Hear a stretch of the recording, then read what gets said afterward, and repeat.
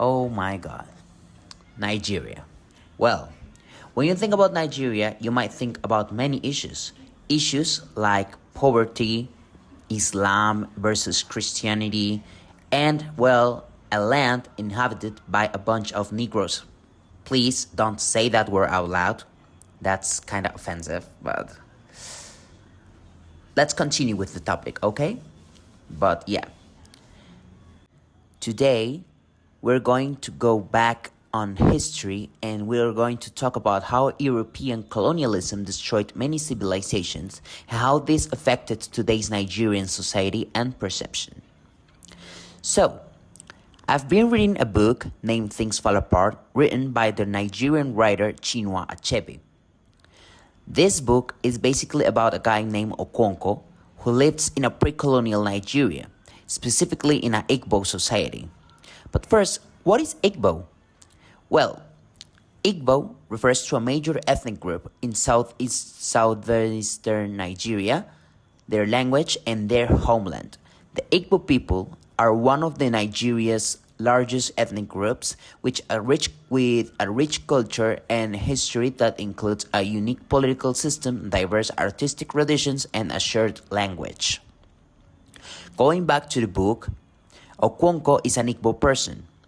He is the protagonist of the story. He is a wealthy and respected Igbo leader and warrior.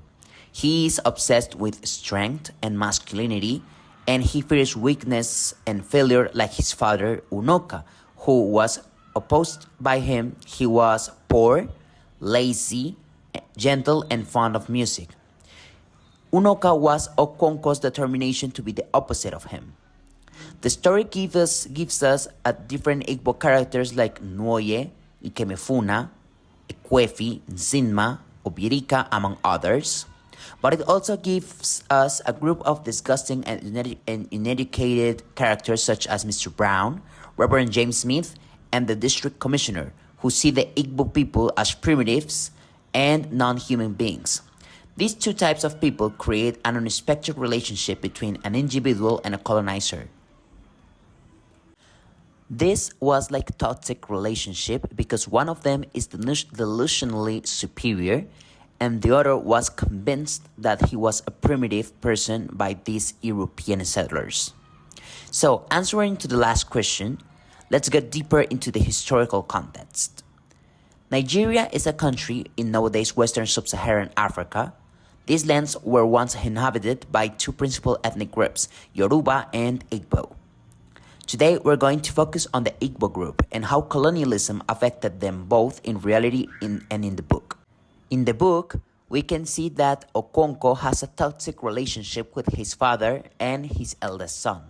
He hates his father because he thinks he's very weak and poor, whilst he constantly is demanding his son not to be like Unoka, means his grandfather, but as himself, a wealthy, respected, and masculine Igbo warrior. They were having these tensions at the same time when Igbo people were getting invaded by British settlers. In this society, British people were trying to convert Igbo people into Christianity, so they could easily manipulate them as they wanted to. And as it was said before, Okonkwo was having problems with his eldest son, and we can see that reflected at the end of the story when Nwoye, Okonkwo's son, converts to Christianity and in order to take the opposite to his father. This makes Okonkwo very upset to the point he kills Nwoye, and then he committed suicide. So, how does this relate to colonialism in real life? Well, during the colonization of Igbo and Yoruba land, many families were having differences among themselves because some of them converted to Christianity. This meant abandoning their real traditions to satisfy a group of people who were literally enslaving them. So, many of the family members preferred to commit suicide before accepting the slavers' religion. This led to many confrontations between these ethnic groups, making it easy for Europeans to take the power during Africans' repartition. These issues are still affecting African people today, mainly because of many things that were left by the Europeans. One of these things was the invention of blackness, which was developed firstly during the transatlantic slave trafficking. This ideology promoted the idea that Africans were a non-human primitive society that needed to be saved from their primitive traditions by being enslaved and mistreated. One of the thousand ways of doing that was by religion. Many Europeans used Christianity to make Africans believe they deserved to be enslaved. So, this lack of self-esteem is still reflected in African culture when they, for example, attack features like their skin tone, hair texture, and nose shape. These were things led by colonialism, the idea of hating yourself and your traditions by many ways of discrimination like sexism, racism, and homophobia were the proof that these issues aren't African culture but colonial culture.